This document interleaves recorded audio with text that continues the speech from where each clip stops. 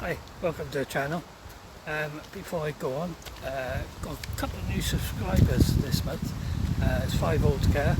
There may be more, but the notifications on YouTube only go back so far. So if I do miss you, I apologise in advance. So we've got Paul McGann, Charles Gorner, Arlene Yu, Atomic Uke and Jim Box Bud. So welcome one and all. Look forward to seeing your comments, and if you've got any questions, please feel free to ask them.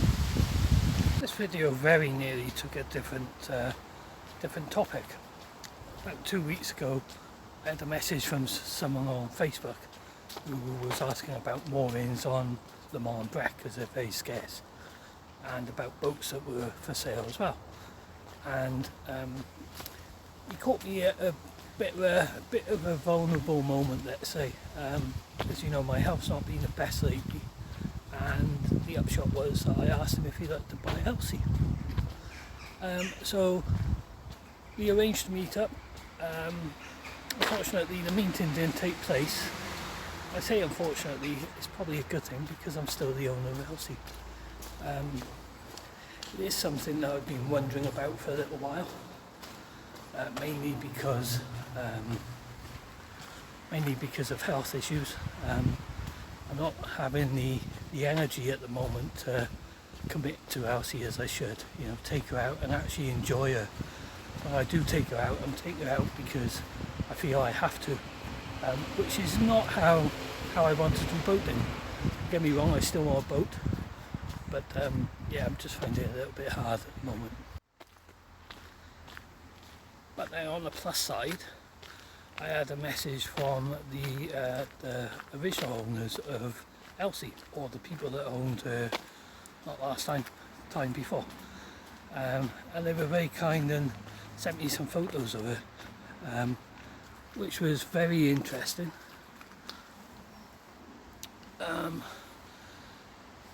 So they sent me the photos of what Elsie looked like when they bought her. And she's had quite a renovation, you know. The outside of her has all been painted. Looks like she's had a new windscreen, new furnishings inside. The yellow appears to be original. What they said was that they just gave it a quick lick of paint to spruce her up a little bit, which is good because now I know them, I don't feel quite so bad about changing the way I'm going to make her look. But they did a cracking job. I actually work with their son who did the electrics on it, so I already had a rough knowledge of her history. I'm going to put some photos up. So there's some photos of her when they picked her up, and some photos of her in the water on the original colour. This is how her upholstery originally looked, and you can see here that the colour was originally yellow, but they've just repainted it, so she's looking good. So on to my plans for Elsie. As I said in the last video, I'm thinking of going along the lines of covering over the original unit. I'm going to do that with some thin ply. What I'm going to do is I'm going to use some adhesive to put it onto the original unit, and then I will put some trim on it to screw that into place just to secure it a little bit. Probably change the doors as well, maybe have it all flush. So that'll be the next step.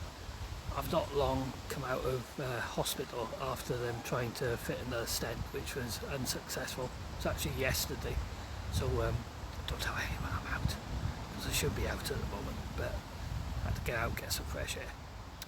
So that's the plan. I'm going to get the plyboard and get some finishing wood as well, and then I think what I'll do is I'll do the main unit in 2 sections, and then I can put it in place and then mark from the inside where the doors will go, cut that out from the large piece of ply, and use that as the backing for the doors.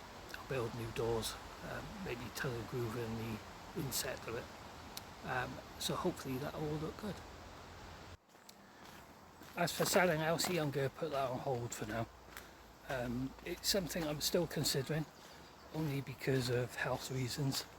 I mean, 6 weeks after I bought her, I had the heart attack, so it's not been the best couple of months.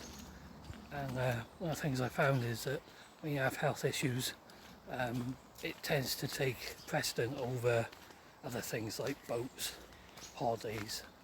It affects it all. So if it's not possible now, who knows? Maybe in the future I can sort it out to do boating again if I do end up selling her. But for now, I'm just going to have a walk and enjoy the canal.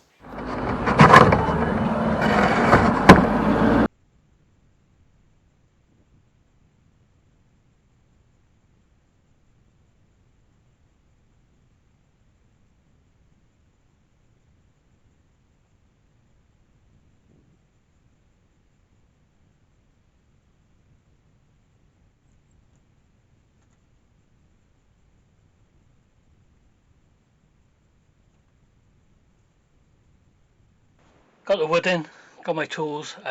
First thing I'm going to do is remove the two doors so that I can put the chipboard up against it, and then I can mark out the dimensions of the actual unit. So that's what I'm going to do first.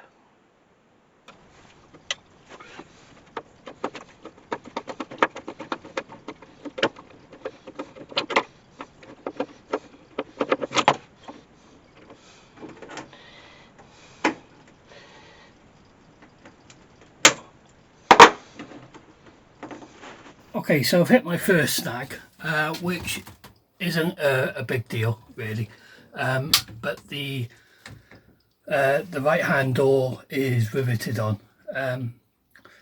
Now I could prise it off, I could bash the rivet, but because it's fiberglass, although it's 3mm thick, I really don't want to crack the unit even though I'm covering it. Just in case any future owners want to take it back to the original unit, or if I ever want to. So what I'm going to do is I'm going to take the door off and try and work around it. I may be able to snip it off with a pair of side cutters that I've got an old pair. It doesn't really matter if I blunt, but if I can snip through the rivet, then that may be an option. But ideally I'd like to keep the hinges, because I mean they're quite cute hinges, and I mean if I could keep those, clean them up and use them for the replacement doors, if they're strong enough to hold the doors, that is, then I may well do that. So I think the left hand ones, or the left hand hinge, is going to have to be drilled out as well. It's actually on a flathead nut and bolt, but the end's rounded off and it's quite rusted as well. So I think the safest thing is just to drill it out, I think. Oh. God, it's like so annoying, yeah. Got the window open and the door open, but it's still quite hot. Yeah, so I've got the doors off. I've got two of the hinges off. The other two I'm going to drill out. It's just going to be quicker and easier, I think. So I'll do that during the week. But for now I'm going to see if I can work around them and get some measurements. I should be able to push the chipboard up close enough to get some measurements. The unit itself doesn't look too bad. If I hadn't have bought the wood, then I may have considered just taking the paint off. Jury's out on that one at the moment. I may still do it on the actual kitchen unit. I'll see. I mean, I want to cover the shelves and tidy up the unit next to the kitchen, or the galley, and around by where the solar panel is, there's a couple of shelves in there that I wouldn't mind tidying up as well, and certainly where the unit, because that's made out of fiberglass as well, by the toilet and coming into the sitting area, that's all fiberglass unit, and that is all yellow as well, so I will get rid of that. So if I do decide to strip the paint back, the chipboard's not going to go to waste, which is good.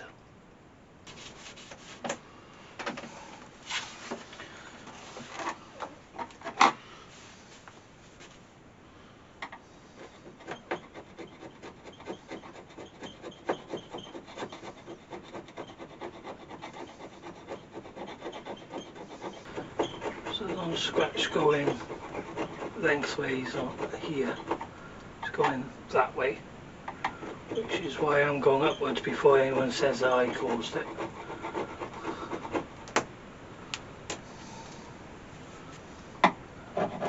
Just doing a couple of test areas really, see what kind of results I'm getting. It doesn't look too bad. I'm tempted to rethink and strip it off. I know it's going to be a messy, longer job, but it would be nice to keep the original unit. So I think I may do that. Yeah, I may do that. I used the chipboard for possibly under here. Although I can get in there with a scraper. I use it for this section here, maybe the front, tidy that up as well.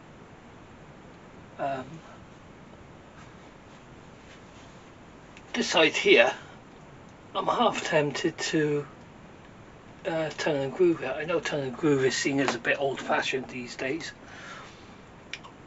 but I quite like it, especially if it's white.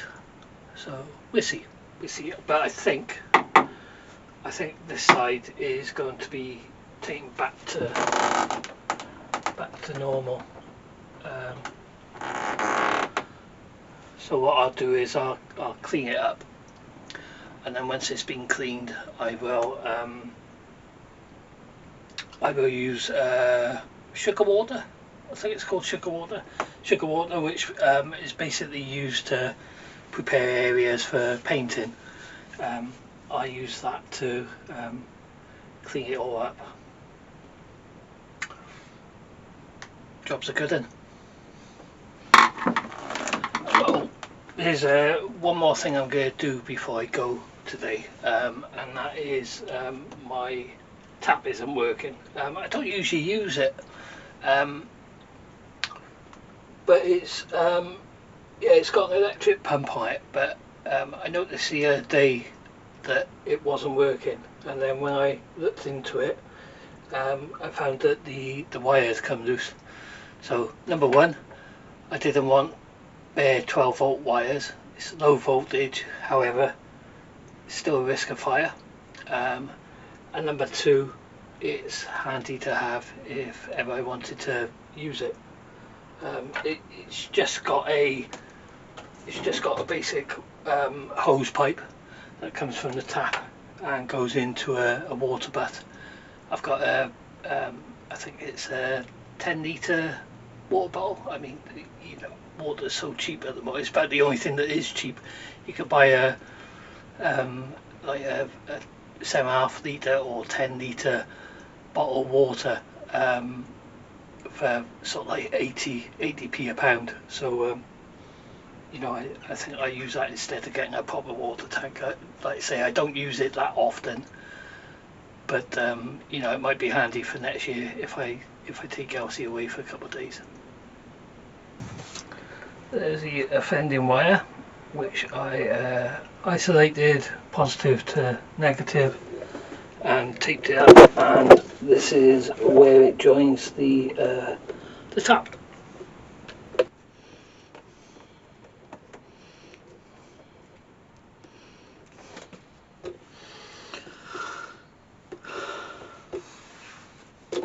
Job done. This is the pipe that goes into the water butt. So at some point I'll probably shorten it because it seems awful long. I found, where are you? There you are. I found a plug out on the stern of the boat, a water filler. So at some point they either just put it there in case people wanted to fit a water tank, or there was a water tank, because there's actually a hole in the units to take it out into the stern of the boat. Like I say, I'm not using it enough to worry too much about doing that, and if I have a permanent tank and don't use it for a couple of months or whatever, the water's go sterile. Is it Legionnaire's disease, or there's something that you can catch from dirty water? So I think I'd just be better off with either a water container, like I've said, or or a small water tank that I can remove, drain out, clean, and then use it that way.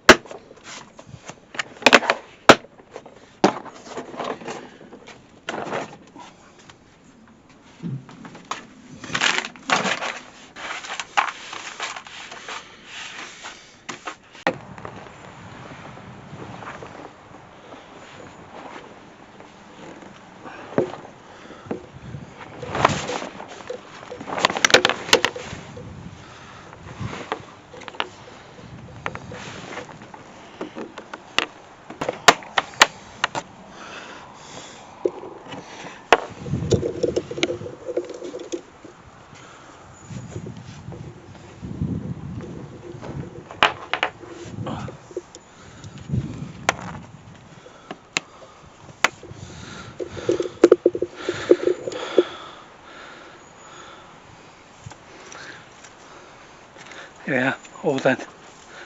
So hope you enjoyed the video. The next one will be me starting the proper scrape, the scrape off.